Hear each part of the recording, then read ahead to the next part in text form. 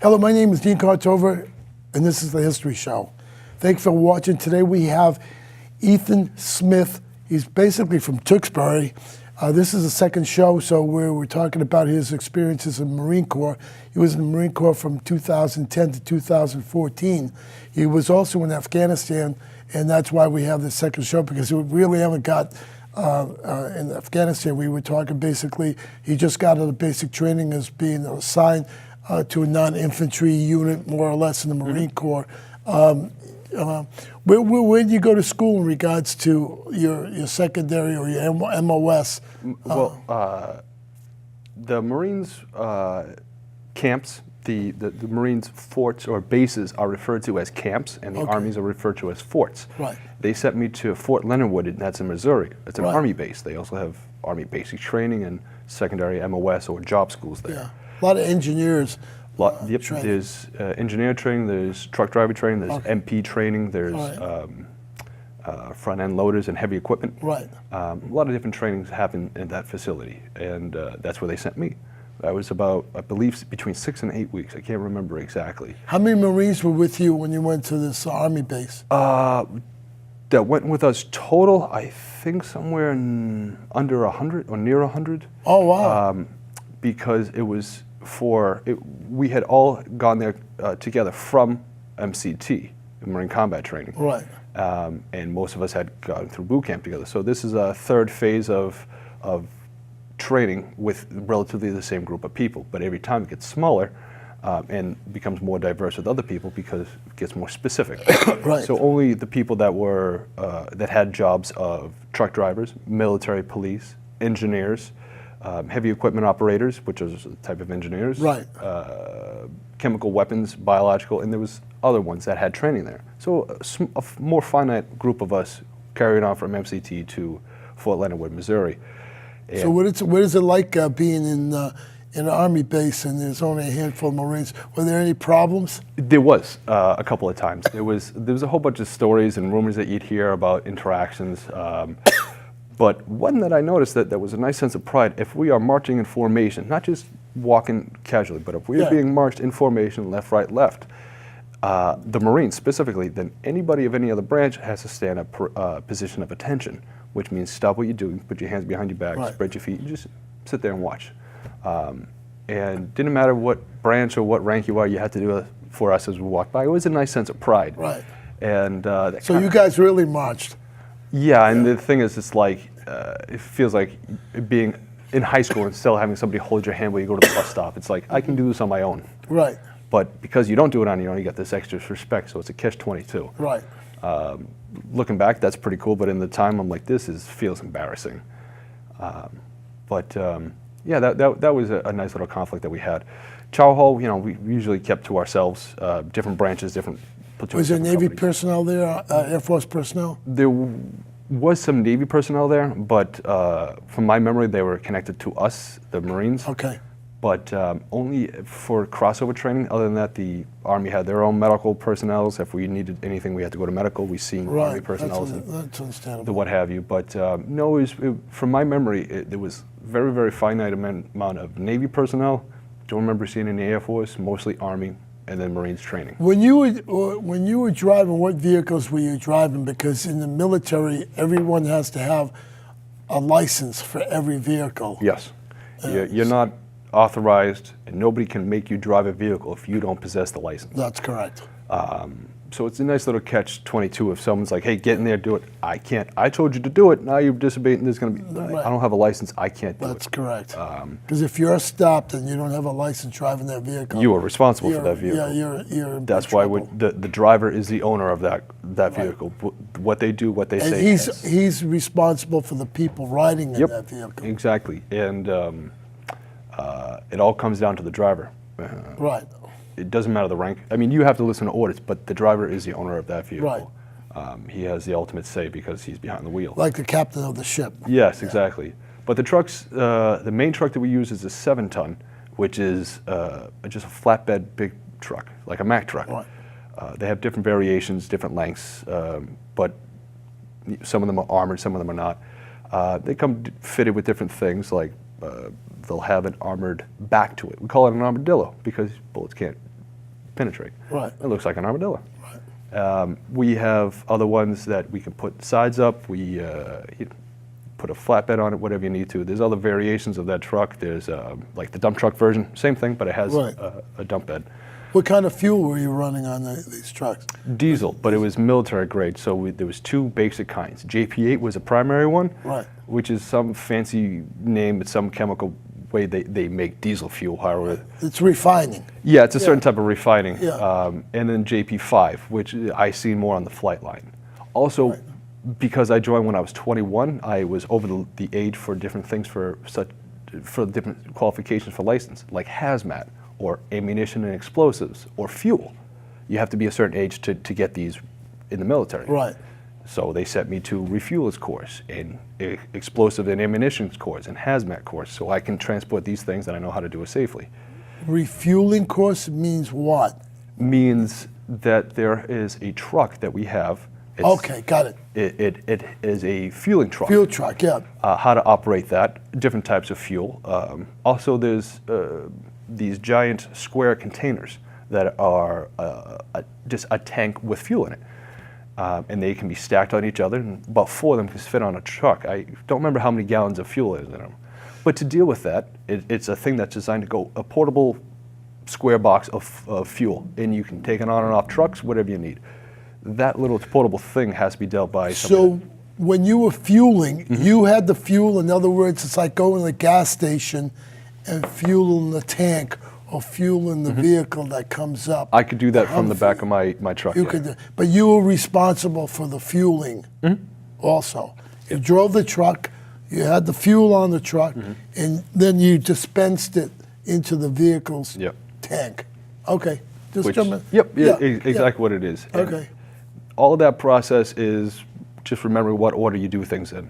Pretty simple, Right. but if you don't do one thing out of order, you're going to have a lot of problems. Were you concerned of fires? Were you trained in regards to hazards and like that? Yes.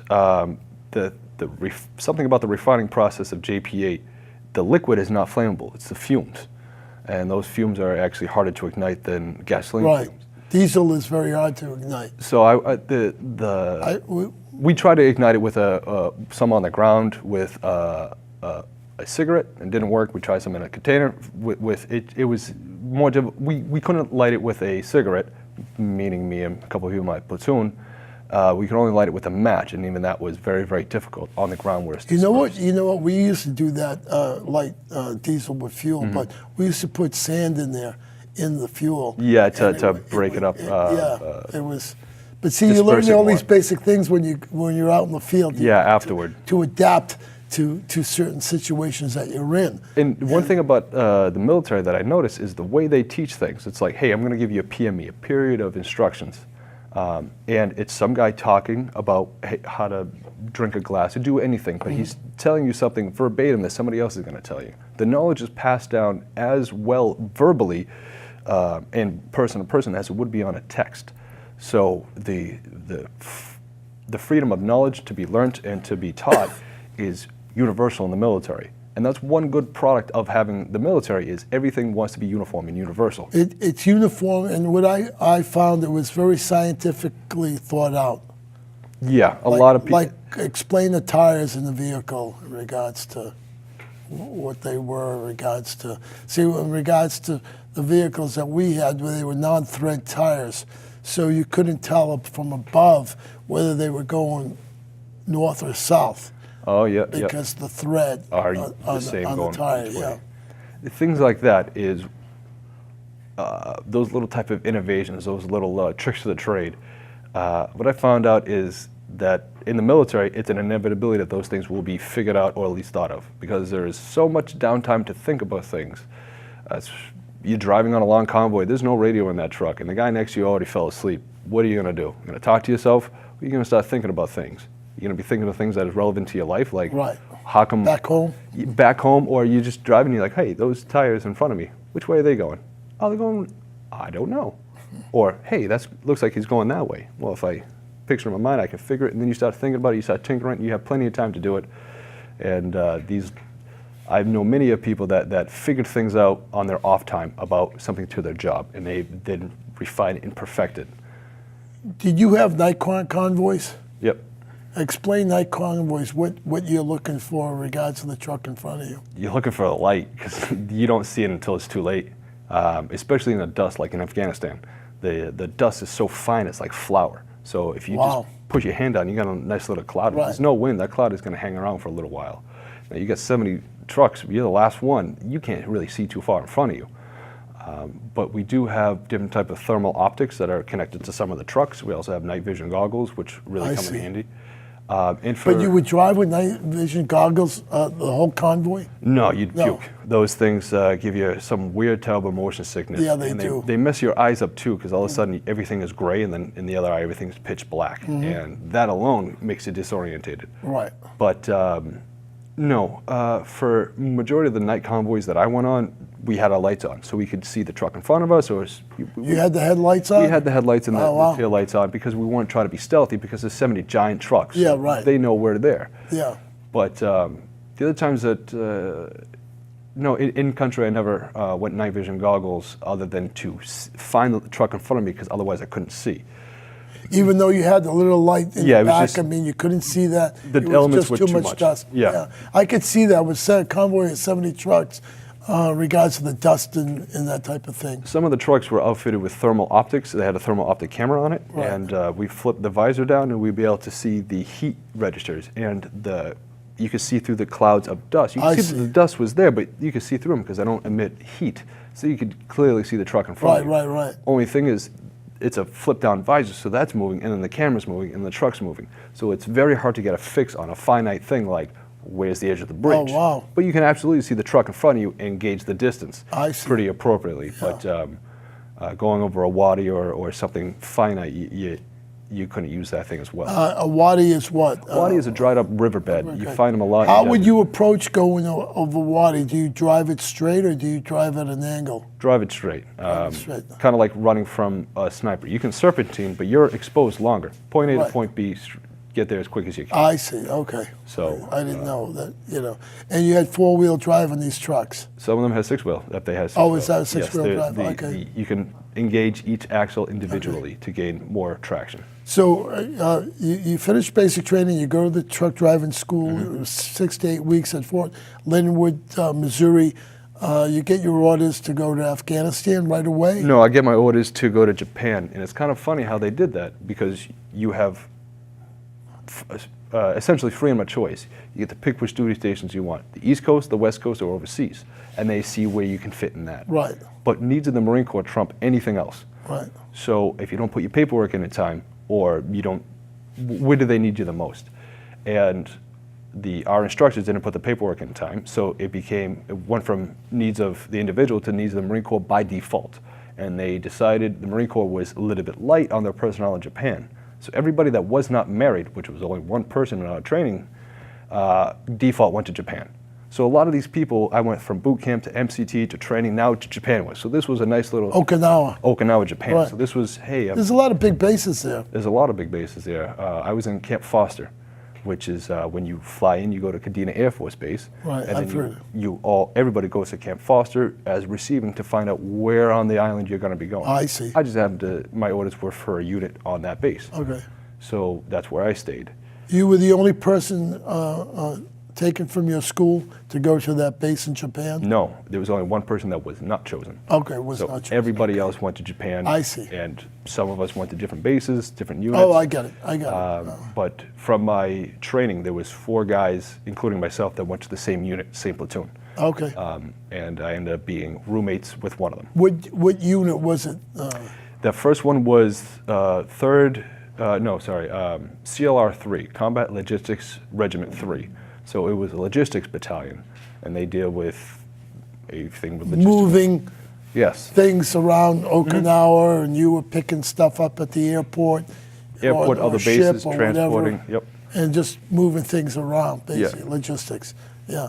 Okay, so you get there, and how long are you there in Japan? My orders were for 2 years. Wow, okay. And how'd you wind up in Afghanistan? Well, there was orders coming around for different units, and we are CLR 3. CLB 4 is the way the hierarchy goes. It's divisions, regiments, battalions, companies, platoons. Right.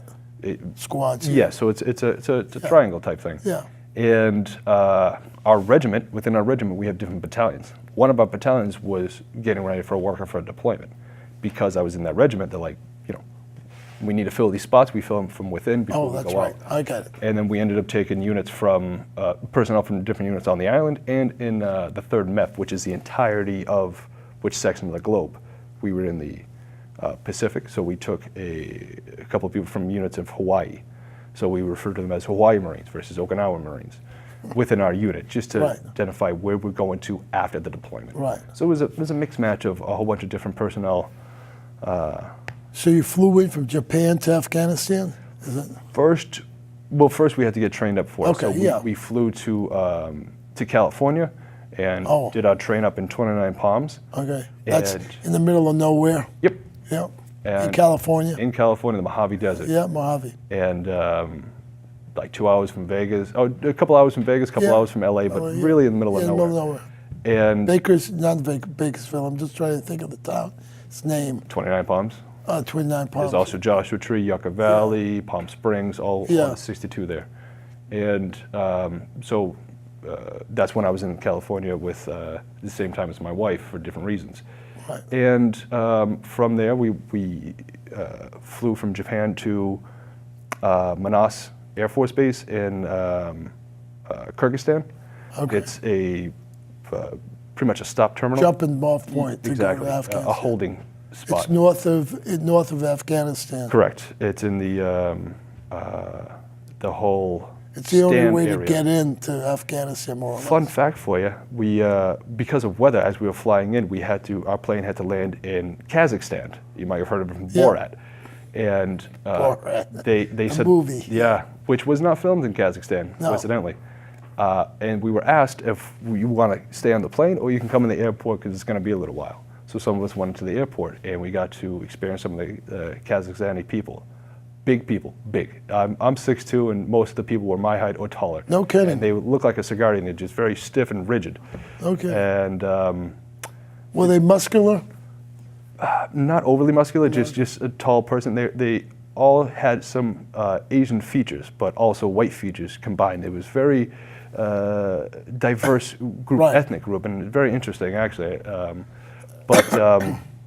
That was fun. There was a couple of bullet holes, or it appeared to be bullet holes in the side of the wall. I was like, this is a fun reality. Place. This really is a different world over here. And so we were the first U.S. troops to set foot in Kazakhstan, but it was not for any. We were just hanging out for a couple hours because the weather was bad. Right. And they gave us these homemade hot pockets, which I told everyone was horse meat. I thought it was funny. People started believing it. But yeah, good times. And then to Afghanistan. So what base did you land in Afghanistan? Afghanistan, the main base is Camp Leatherneck, but it's like the Twin Cities of Minnesota and whatever that other one is. Kabul. Kabul. How far from Kabul? How far from Kabul? I don't know the exact distance, but I can see it in a map. Okay. It's about half the country's length. Oh, okay. So you weren't near the capital? No, I was about half the country length south of the capital, in the middle of the desert. But Camp Leatherneck's the main base, but Camp Bastion is a base within that base, and that's the British side of the base, and that has the flight line. So we fly in and they tell us we're at Camp Bastion, and I'd never heard of this, so I'm like, are we in Afghanistan? What country are we in? Because everyone kind of expects you to know things, and if you don't ask or you don't pay attention like I do, you miss out. Right. So you have to figure stuff out on your own, which is a really good trait that I had to learn in the military, and it serves me from day to day, just context. Right. But so for the first day, I didn't know we were in Afghanistan, but then they brought us to where we were going to be living, and it's a different world. Way more rocks than I could ever imagine that are on the earth or in Afghanistan. Just rocks the size of this glass, your hand, your head, your body, just rocks everywhere. And that was a whole different splash of world of Yeah. heat, of cold. When we first got there in January, You got there in January. Though, there was a time. little lake of frozen pond Right. every morning when we went to the bathroom, and that was just. I'm like, we're in the desert, and this is ice. Then we stayed there through July, and we realized that temperatures got up to over 120 degrees. We're like, this is bad. This is really hot. If you're not in the shade, it hurts your throat to take a big inhale because it's not humid. It's just that heat, and it's hitting your back of your throat or your nose or your eyes or these orifices that you never really know what to feel until you, like today, you walk outside, you take a big deep breath, the back of your nose hurts. Yeah. It's like, ooh, this cold is hitting me different. Same on the opposite, when it's very dry and dusty. You get snow there? Yep, especially in the mountains. Okay. That's what people don't realize, that like the climate in that region of the world is very similar to New England, where you have 0 degrees to 90 degrees. It's a huge difference throughout the year. In Afghanistan, it may be a little bit refined, but it's still a huge difference of temperature. And the country is half desert and half mountains, and the mountains are extremely rocky. And Were you allowed to go into town? Was there a town near it? No, it's still a combat zone. So to even leave base, you need to get permission. Oh, I see.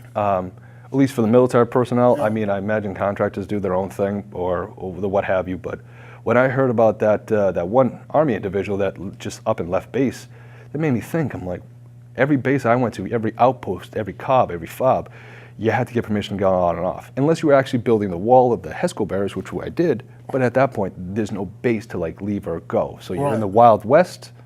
I never understood how that guy just kind of up and left base. I mean, I can see how you can do it. I know what you're talking about. You usually just hop over the thing, but like you would have to physically climb over a wall or a fence to leave base without permission, because that's the only way in or out. It's a secure military base. There's like holes in it. So why wouldn't any guard see him leaving? I mean, that's what I didn't understand, unless he did it at night. He could have done it at night. There's a whole bunch of what ifs, for that scenario. I don't know how exactly it went. I don't know what base he was at. I don't know what the security personnel. Maybe he was the guy on guard. Maybe he just hopped over the wall. Maybe somebody saw him and was just like, you know what, that guy's a jerk. Just let him go. Yeah. There's a whole bunch of what ifs.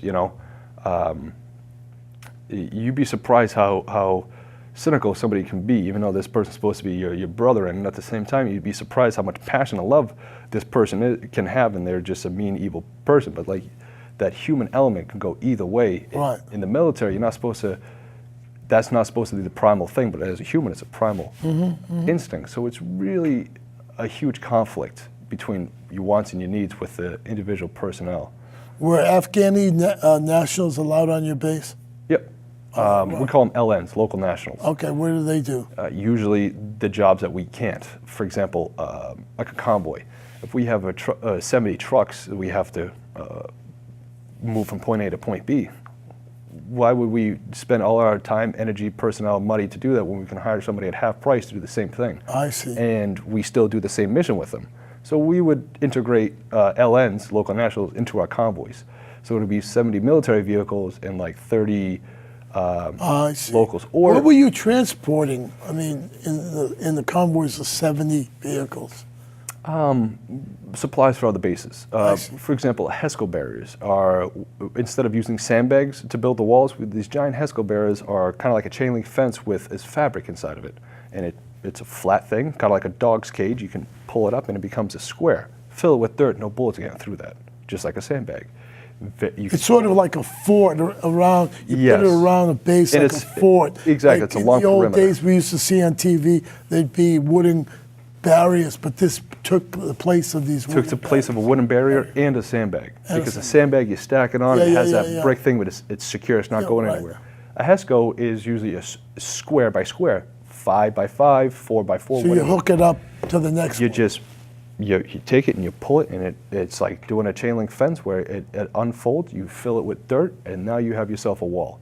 You put it up and set it up in a day, you can make it a tight How base. tall were they? They have different heights, 2 feet, 4 feet, 6 feet, 8 feet, 12 feet.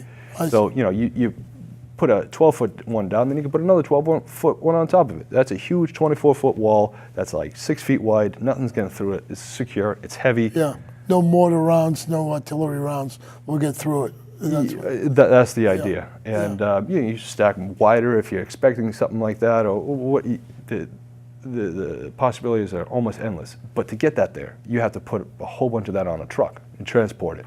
Got it. And, well, you're going to get thirsty putting that up, so you need a whole bunch of water. You're going to get hungry. You're also going to need food. You're going to need a resupply of whatever equipment you need, whatever medical things you need. Did you understand the need of water when you went in Afghanistan? I understood the importance of water in boot camp, and you know, I might be a little bit salty was a term that we use for just cranky towards something, but Right. I learned so many like little life lessons that I never think about from day to day, like the amount of water that I need to consume, and I can judge the amount of water I consume off of two things: the color of my urine and the amount of sweat that I sweat. The more sweat that I sweat, that I need to drink more. Might not be peeing because of that, or Urinating. Urinating. Yeah. If I my- like that term better. Yeah, if my urine is different, I know how to gauge my hydration level off of that, and I know how to gauge my immediate hydration level off of my sweat. And I couldn't have a reference if I wasn't put in an extreme situation, like in boot camp, where that was the first time I'd ever experienced my body perspirating and exerting itself to that level, and the reaction of my body. Yeah, I worked out, did sports, track, cross-country, right. wrestling, pales in comparison to the physical demand and what your body then does from boot camp. And that carries on to water conservation. How are you going to use that in a desert environment? So the training really led into practicality in Right. a different way. But I never went anywhere without water on me, whether it be, usually in my pocket, I carry a Right. bottle of water. They were fun to refill. What about ammunition? Ammunition, Always. always. You always carried your weapon on you, and your weapon always had a full magazine. It was conditioned, there's different weapons conditioned, but with a magazine in it, with no bullets in the gun itself, that's how they wanted you to walk around. But my practicality with that, if I need it, then I have to rack back and Right. take that extra second. Yeah. If I need my gun, every second counts, because bullets That's go right. faster than I can move. That's so right. I need to put as many towards somebody else before they do it to me. Did you have traces on your in your magazines? I did, Yeah, yep. okay. Usually we had that for the machine guns. That way it can just keep firing. You can You could just lead it on.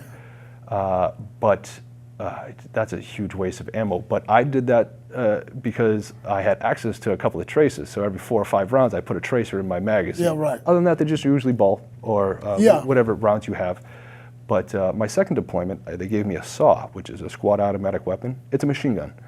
And that belt, I had an entire 100 rounds of just tracers. So every round I could see where it's going. Wow, you got to be careful in regards to using traces because that can burn out the barrel. Yeah, I was going to say that I never had to fire the 100 rounds of tracers, which is Right. good, but that would have destroyed the barrel probably. Yeah. But we have a spare barrel with us, and that's a whole A-kit thing. But, Yeah.